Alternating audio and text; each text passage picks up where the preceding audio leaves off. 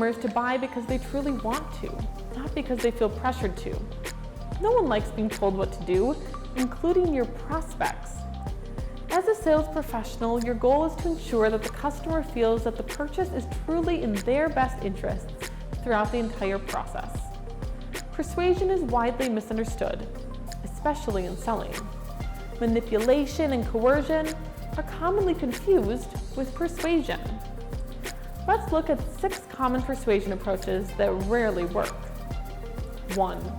Too much telling. Think about the last time you argued with someone.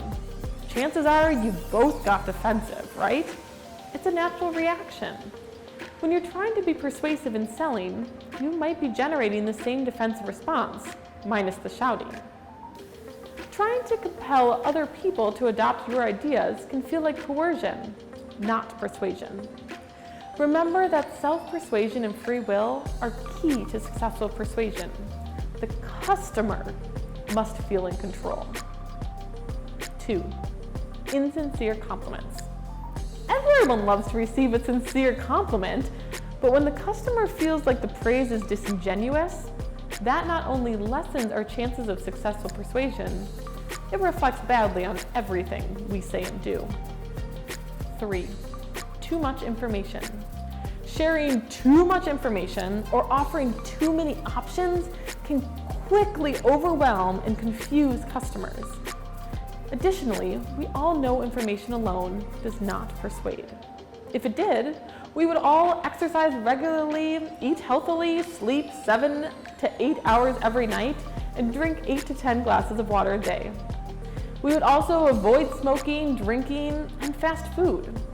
The information available on these subjects is abundant and credible. 4. Too much communication.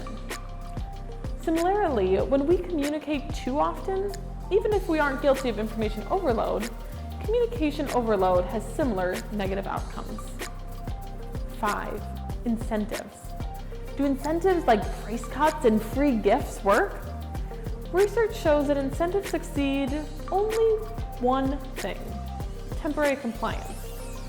When it comes to producing change in attitudes and behavior, incentives like punishment are strikingly ineffective.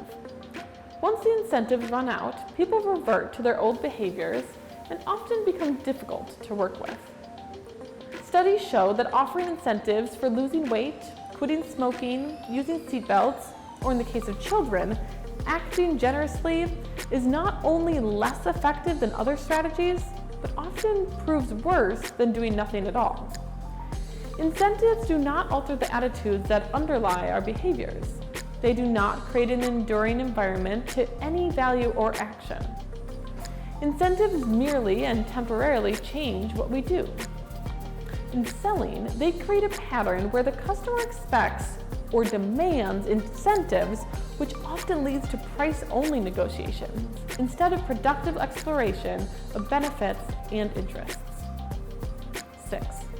Failure to project confidence. We're predisposed to put our faith in people who sound confident and appear to know what they're talking about.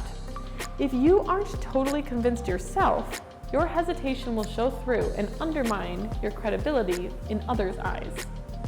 Even if someone is seriously considering your product or service, they might back away from it if you sound unsure. Wondering what does persuade?